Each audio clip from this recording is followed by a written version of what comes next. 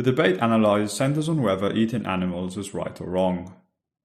Vegan Gains argues that animals are worthy of moral consideration, thus eating them is wrong, while Destiny is defending the position that eating them is perfectly fine. Destiny gives his position. The fact that humans exist on a different level than animals, and that gives us the right to do whatever to them. Basically, the way that I kind of draw this distinction is that animals aren't really capable of reciprocating social value the same way that people are. So, for instance, if we can have like a social standard of values amongst humans, I can say, like we shouldn't kill each other, we shouldn't steal from each other, et cetera, et cetera. Other humans can respect that. They can, if they're too young to, they can grow to respect it, right? They're capable of like intellectually recognizing that thing. Whereas animals, for the most part, are not. So because an animal can't form a social contract with you, therefore it's okay to kill an animal. Oof, yeah, that's it. Like that is your argument. I just want to make sure. Yeah, pretty much. Yeah, that's it. Yeah. I've heard this dance 1,000 times. Vegan Gains immediately attempts a counterexample. If a human being can't form a social contract with you, does that make it okay to kill that human being? What about like uncontacted tribes people where if they see you, they'll like try to attack you and kill you on sight? Do you think it's okay to massacre like indigenous populations who have been like uncontacted and are violent towards any outsiders? A powerful blow. Destiny gives a double defense. First, he says that I know that humans are capable of being cognizant of social contract, so even if they weren't currently, they have the potential to be so. Then, in the case that was not true, I was assuming, like, in your world, say these people were past the point of ever being integrated into society and they will constantly try to kill other people. I would say that in that case, yeah, sure, it's okay. I would find it morally, I guess, acceptable to genocide that group of people. Interestingly, this double defense is made of a rebuttal that can be empirically investigated and validated, and one that can't. If one has evidence defeating the first rebuttal, it's then up to him through his own moral framework or moral intuitions to ponder if killing a person that can't reciprocate a social contract is right or wrong. Thus we have reached a metaphysical disagreement. From here on, one could press further by questioning and criticizing directly the moral framework Destiny is using. However, Vegan Gains does not continue this line, and goes for a different counterexample. Nazis can just say, well, we don't give a shit about forming a social contract with Jews, so we can just kill them. But this counterexample doesn't seem to fit the premises, since Jews are granted rights under Destiny's position. I think that Jewish people are probably plenty capable of engaging in social contract. As the discussion moves on, it becomes apparent, even if never formalized explicitly, that the foundation of Vegan Gains' beliefs is the suffering of sentient creatures. Like, you could either choose to cause the suffering and death of animals, or you could choose not to. Specifically, it appears he wants to minimize their suffering. His argument may be given as so. Why don't you recognize that, okay, even though these animals can't reciprocate rights and, agree to a social contract, I'm just causing unnecessary suffering and death to these animals that would rather not suffer and have a will to live. Like, why don't you recognize that as something important? His moral framework is utilitarian in nature, therefore it canonically cares about outcomes, and for him, goodness and badness lie on a spectrum of values. While Destiny's moral framework, at least in this debate, is a quite radical contractarianism. There's this all-or-nothing sort of mentality that you have. Where there isn't a spectrum of morality. Either you're able to reciprocate the social contract, or you're not. And if you infringe on the social contract, you vacate your rights. This divergence in moral frameworks causes the debate to get somewhat lost in the weeds.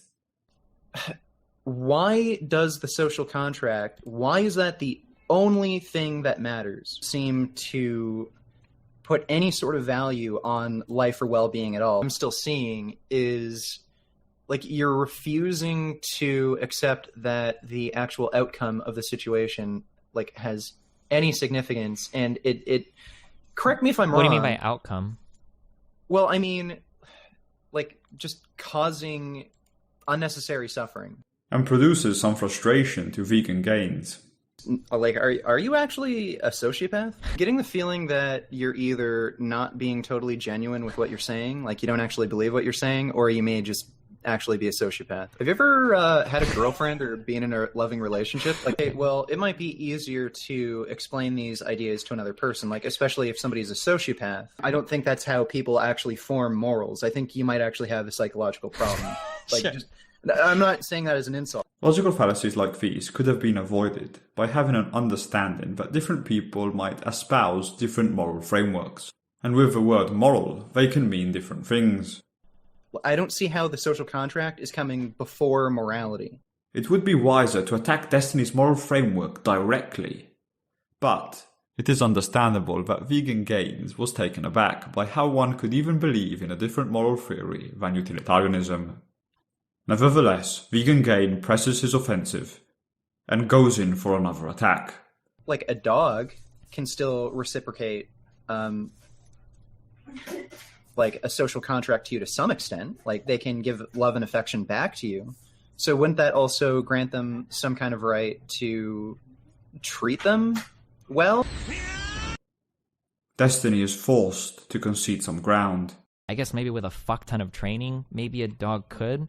But even at that, I'm not sure if it would be at the level of even what like a primitive human could do.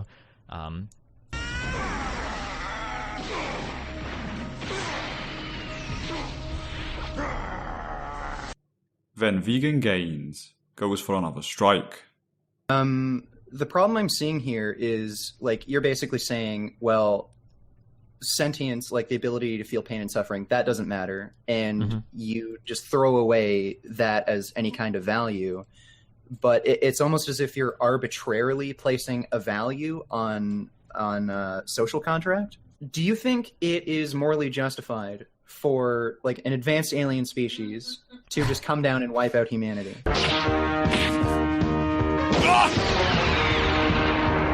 However, thanks to his pre-debate training, Destiny manages to deflect the attack on his first premise. My argument to the aliens would be, we are sufficiently advanced such that we can intellectually recognize your right to exist, much the same way that you could do the same to us. Well, again, this is just the golden rule. Yeah, of course, yeah. And because we're capable of reciprocating the golden rule, I would hope that the aliens would respect our right to exist. Really doesn't have...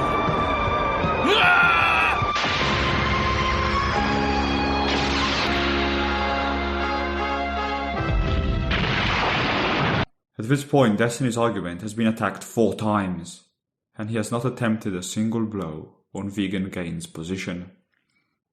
Battered and bruised at around the 2-hour mark, just when all hope seemed lost, Destiny launches his offensive. Can I ask you a question? I'm just kind of curious.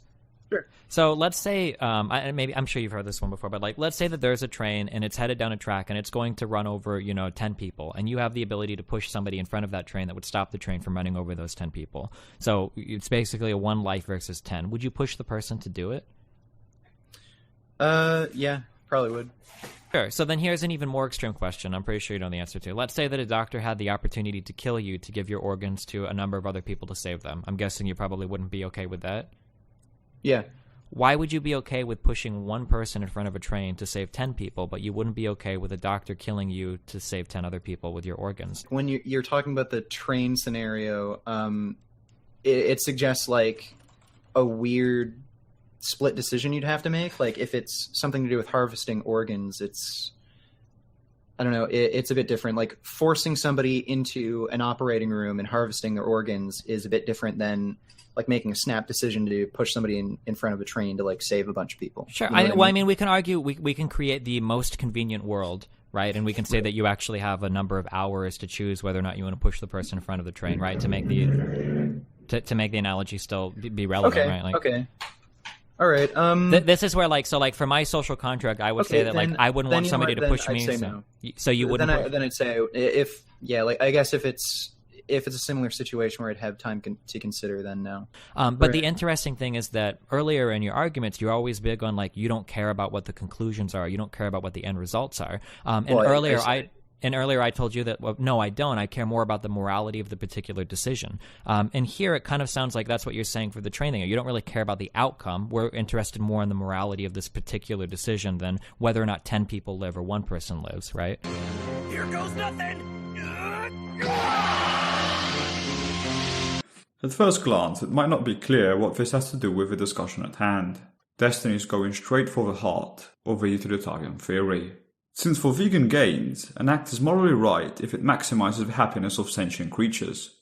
So the morality of an act depends on its consequences. Why don't you take the outcome of the situation into account? Destiny is testing his consistency. If vegan gains answers in an inconsistent manner, then he has some explaining to do regarding his moral theory. The debate ends just when the foundations of a moral framework used by vegan gains were being attacked. To eat meat is a hell of a lot different than taking away someone's right to live. I guess I'll just end the discussion here. Thanks a lot, Destiny. All in all, the debaters were patient with one another, and they made some meaningful points. Unfortunately, the discussion was stifled by the inexperience of the debaters in dealing with moral theories. Because of this fact, a lot of the time was squandered, and the debate ended prematurely.